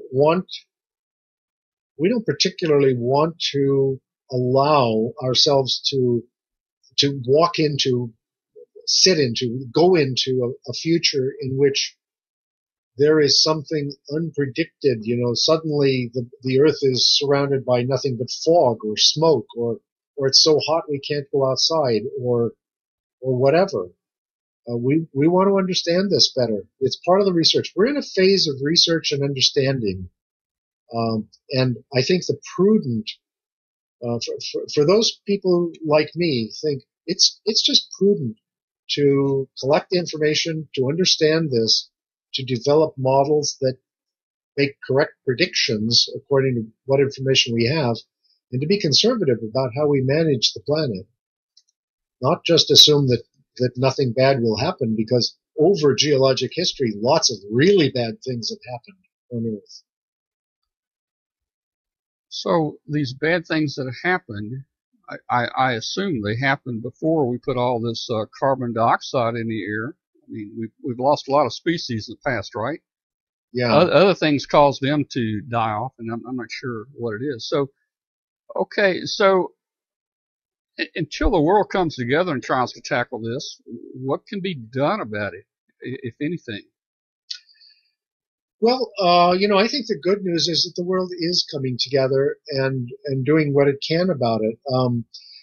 I think where you have a problem is, where we have a problem is a committee in Congress in which the congressmen are almost totally illiterate about this subject.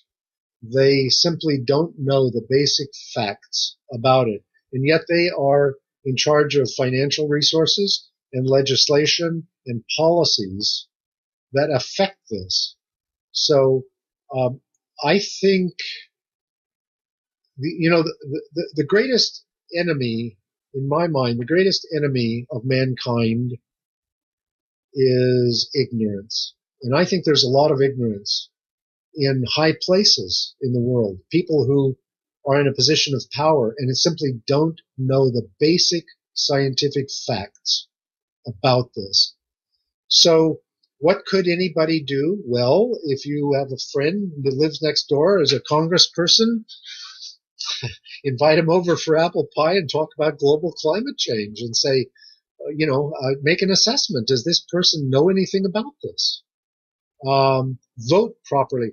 I don't want to make a campaign speech, and I don't want to be just silly, but education of everybody, I think, is the defense against disaster. It's the enemy. Ignorance is the enemy of everything, especially our future.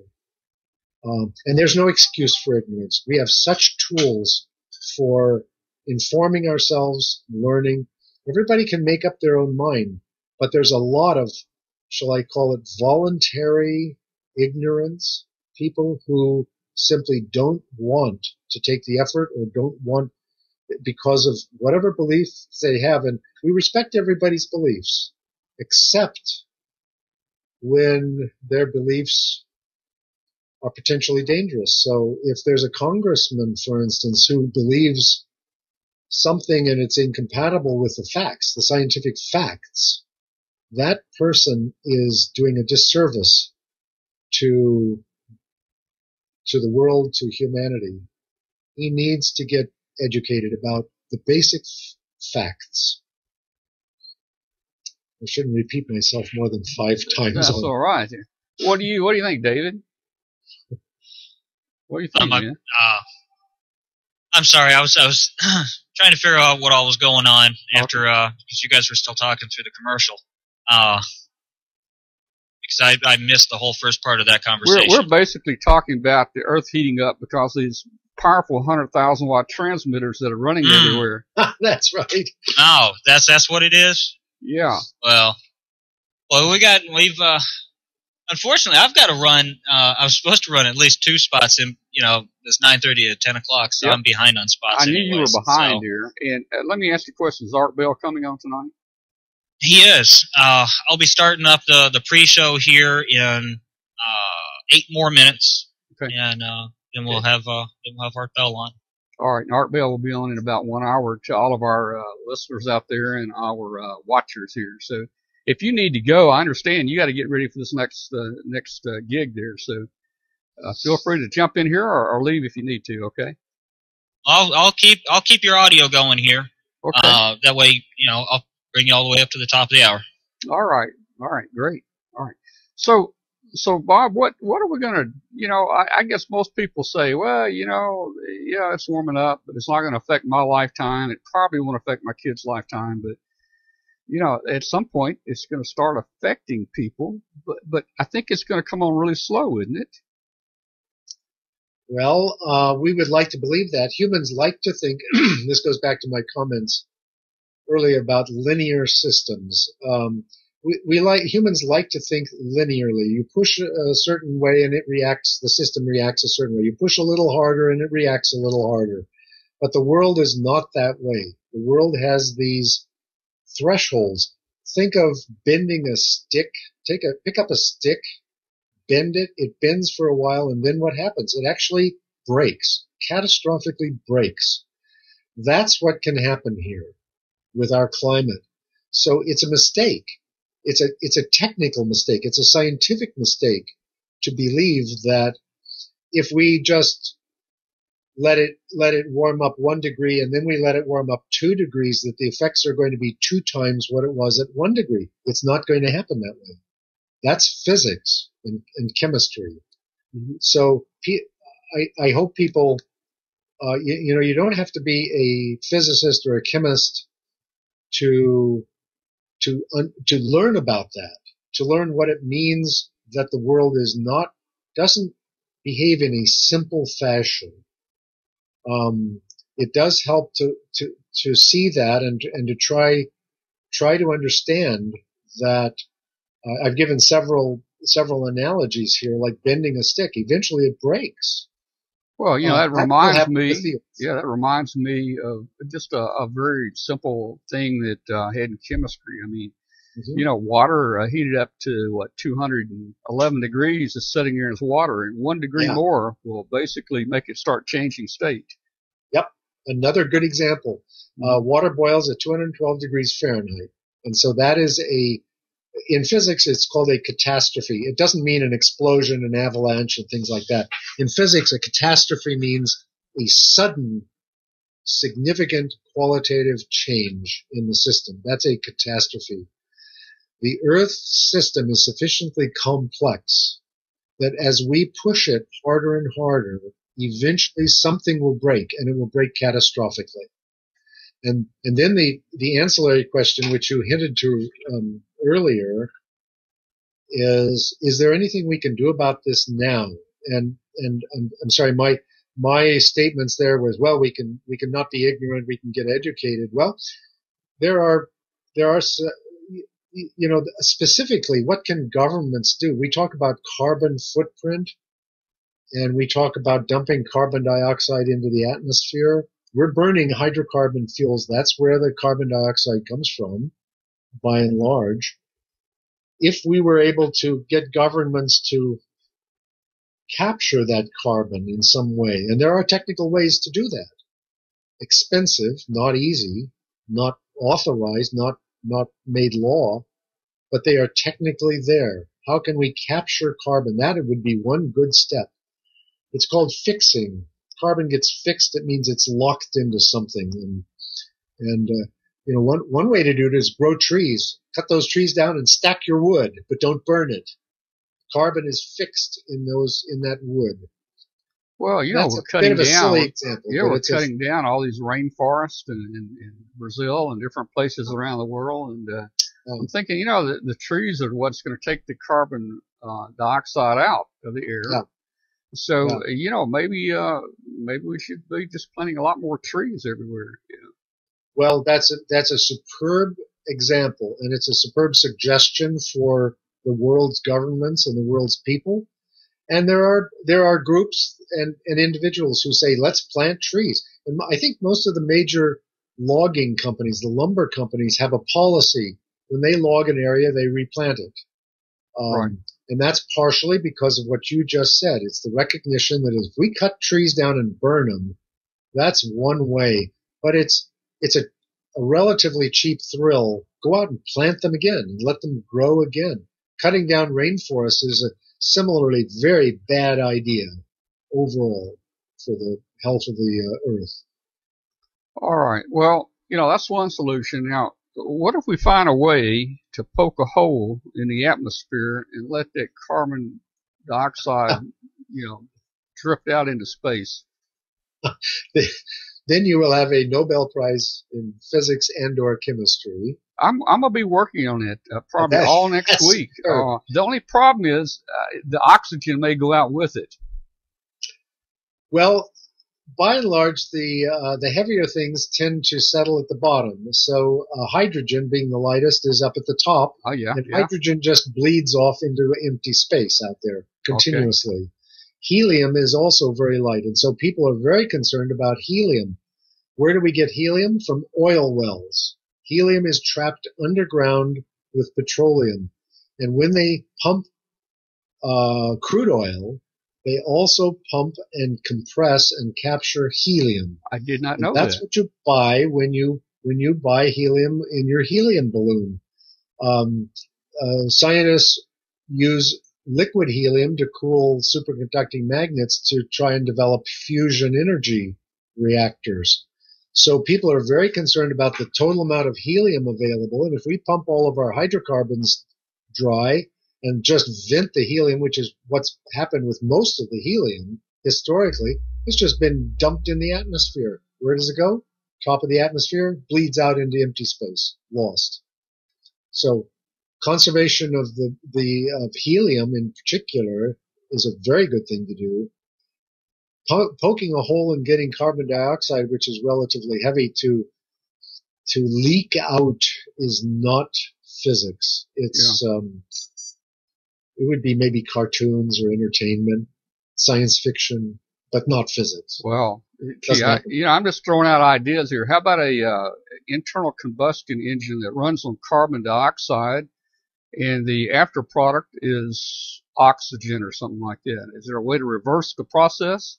Boy, that would really win prizes and probably save humanity. The problem is that carbon dioxide is a very tightly bound molecule. The energy, what's called the internal energy in CO2, is so high that it takes a huge amount of energy to break it loose, break it apart.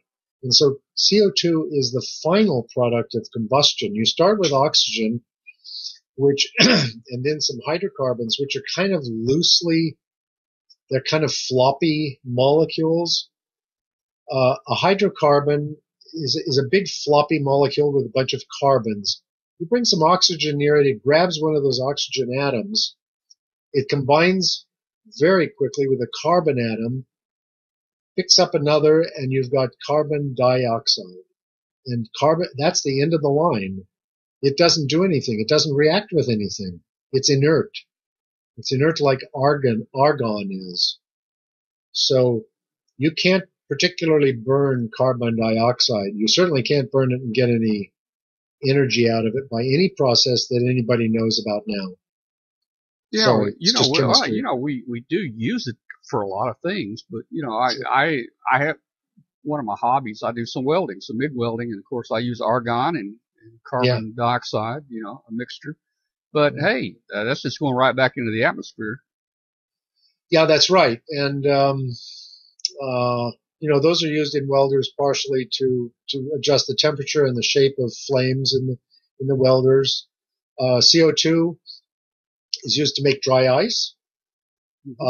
Apples harvested in the state of Washington are stored in big warehouses at low temperature under CO2 or nitrogen, which are inert, chemically inert. So, and we drink a lot of CO2 with carbonated beverages. I absolutely love tonic and fizzy drinks. We use a lot of CO2. So it's useful, but you can't get any energy out of it. Well, maybe the thing here is we just got to find a lot more uses for it. We capture it and put it in tanks. Well, it's good. It's good direction to go to think about things like that. Yeah. The energy necessary to manufacture tanks to store CO2 would far exceed the amount of energy that you would ever get out of and the value of it. I assume that people have enough tanks to store enough CO2 for their purposes, to carbonate beverages and make dry ice. I don't think it's a matter of storing CO2. Now, what would be potentially valuable, and there are people who who spend time thinking about this and writing about it is, suppose we were able to pump CO2 into the ground. We take oil out and we pump the CO2 into the ground, and it's locked there. Well, I was when you said storage was a problem, that was exactly what I was gonna come up with. We got these big oil reserves underground. Yeah. Pump that CO2 in the ground, but I don't know. Then I guess our ground would probably get CO2 poisoning. There's probably got to be something that after effect of this, right? No, I don't think it's after effect or poisoning this, because CO2 is almost totally inert chemically. What's the problem is when you say how many tons of CO2 would we be able to store underground, and then how many tons are we putting into the atmosphere, and how many tons will change the average temperature on Earth by, say, 1/10 of 1 degree. You got to do that arithmetic, and it doesn't quite work. And what would it cost to pump that stuff underground, and how long could that last? How much reservoir could you have, and what technology would you use to do it? So there are people who work on that. It's a good question, but there's not a good answer yet on that. All right. Well, we've been talking a couple hours now. I've really enjoyed it, and I don't know. Let's see if there's any last questions out of the chat room. If anybody, they've been commenting about our warming discussion here.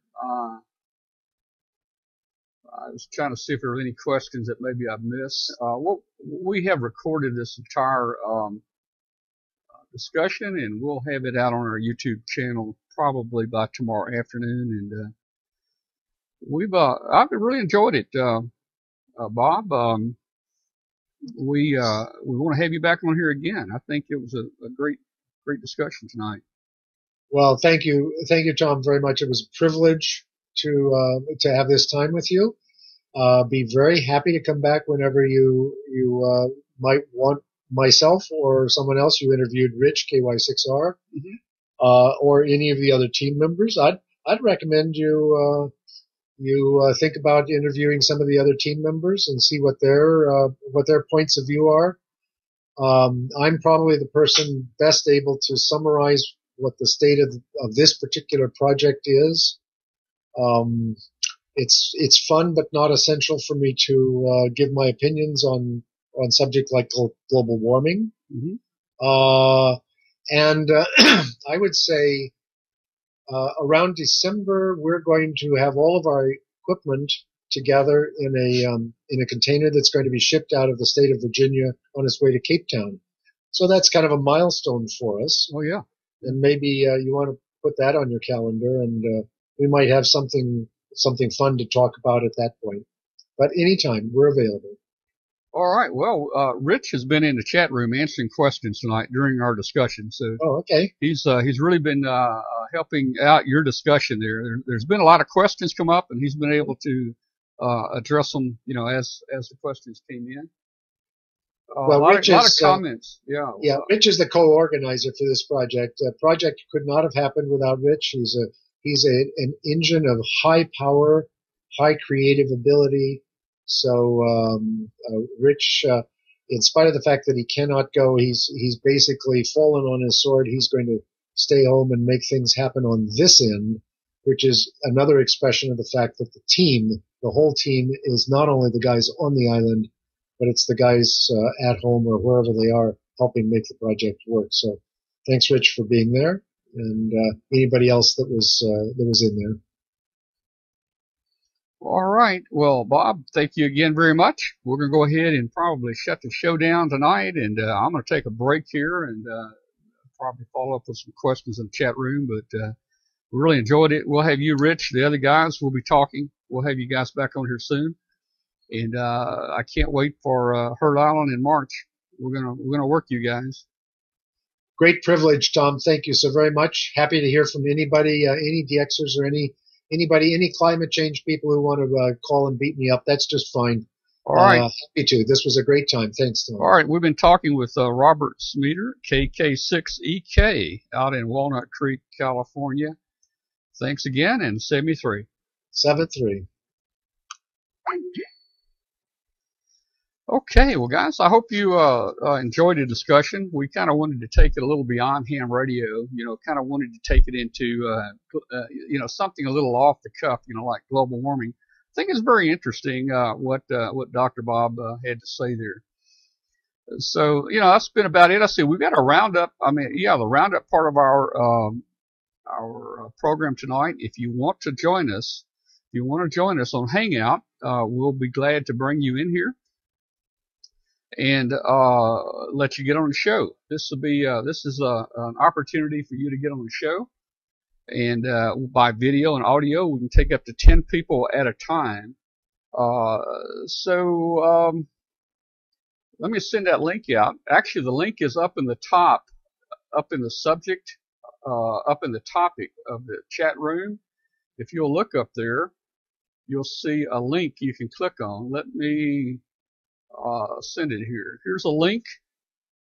If you will click on that link, you can join us, and I will try my best to also join the show, join you guys. I've got to bring up a browser here.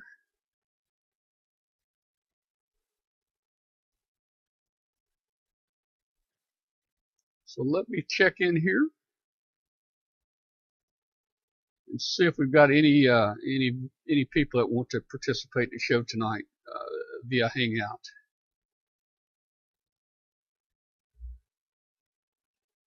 And we may not have anybody. We went kind of long tonight, but we'll see. Okay, it says I'm the first to join the call, so right now nobody has joined. I'm going to leave it on for just a minute. If you want to join us, click on that link, and we'll bring you on the webcast. There's the link again. If you've got a camera and a microphone, just click on that link, and hopefully you'll come right into the webcast. Again, the Heard Island is going to be a great DXpedition. I think it's going to be a lot of fun, and we're gonna try to work it for sure. All right, anybody got anything in the chat room? VK6RO down in Perth, Australia. You're always in here every night. Glad to see you again. And yeah, we'll have the video on tomorrow. Okay, KD5QDO says have to get the camera set up. Yeah, every night after the show we have the roundup portion where we allow people to come on the show.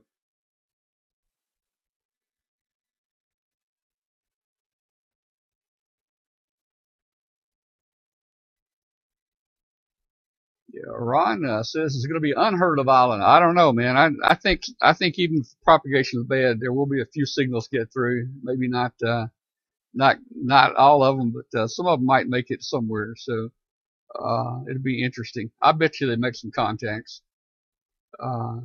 Heck, they may make all the contacts with Australia. That's just not too far from there.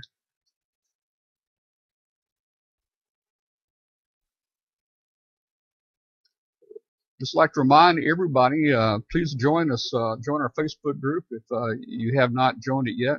W5KUB.com Facebook group. Just in your Facebook, under search, put W5KUB in there, hit enter, and it should bring up the group. And this Facebook group has links to all of our shows. It talks about who's coming up next. It's also a good place just to post some ham radio pictures and different things like that. If you've got ham radio pictures and just ham radio discussions, you can post them on that page, and it'd be nice to hear from you. Also, send us an email, tom@W5KUB. We're looking for topics. We're looking for people that would like to present topics. It's very difficult every week to come up with a new person on the show. So we've been, our weekly show has been running about 7 months now, and we've managed to hang in here for 7 months. But guys, it's getting really hard. I'd love to have some help with the show. I'd love to have someone like a roving reporter, someone that could go to Hamfest or do some short videos. I would love to have you on the show where we do a segment, that maybe a video segment that you do, and we can run those pretty regularly. I'd like to do it every week. So I'm looking for help, ideas for the webcast. We want to keep this thing going. It's getting tougher and tougher each week to do it. Let's see what else we got going. So far I don't have a guest for next week. We'll try to find a guest in the next few days to get them on here. And still no one in Hangout yet, so I guess no one's going to join us tonight.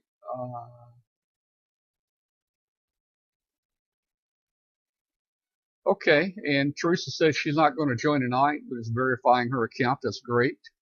Teresa, we'll look for you next Tuesday night on here. Let's see. I was going to make one more announcement. I'm not sure. Oh, Riley Hollingsworth, the retired FCC special counsel to the FCC, has joined our show, but he's out a lot. Riley will not be with us again for 2 weeks. So in about 2 weeks, Riley Hollingsworth will be back with us again. And he has some questions that have come in that he's trying to get good answers for, and he'll be presenting that in 2 weeks. So if you have any questions for Riley Hollingsworth, he's the retired special counsel to the FCC, please send them to askriley@w5kub.com. Again, that email address is askriley, ASKRILEY, @w5kub.com, and we'll make sure that Riley gets those questions and will be able to get us some answers. Okay, Jill, KD8QGA up in Ohio, says she can send some pictures from the Louisville Hamfest. Hey, Jill, if you want to put together some pictures, take a bunch of pictures, we'll be glad to try to find a spot on the show, and we can run them as a slideshow, or maybe we can have you on and you can talk about the pictures. So go ahead and get those pictures together.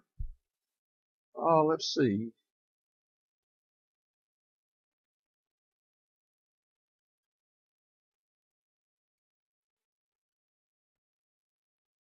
Okay, I was trying to check out the chat room here. It's hard to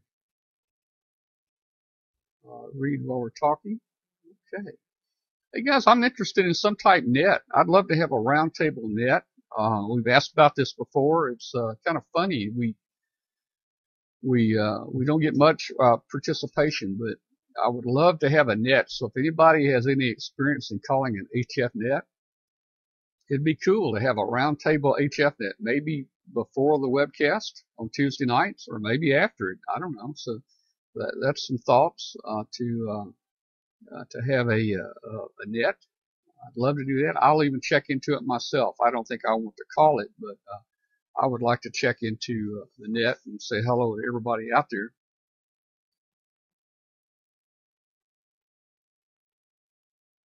Okay, well, I tell you guys, I think we had a pretty good show tonight, so I'm going to just stick around here for a few minutes. I'm going to throw some videos on here, and we'll see you guys again next week. Hopefully, help us spread the word. Our attendance is pretty low on the webcast, and sometimes I wonder, when the attendance is low, why we keep doing a show. But hopefully the attendance will build up. So we really need your help. If everybody will bring one person next week, that'll be a great help. So you're saying I can ask this cat any question? The cat is connected to the computer. You just type in the question, it will read his mind. There the answer comes.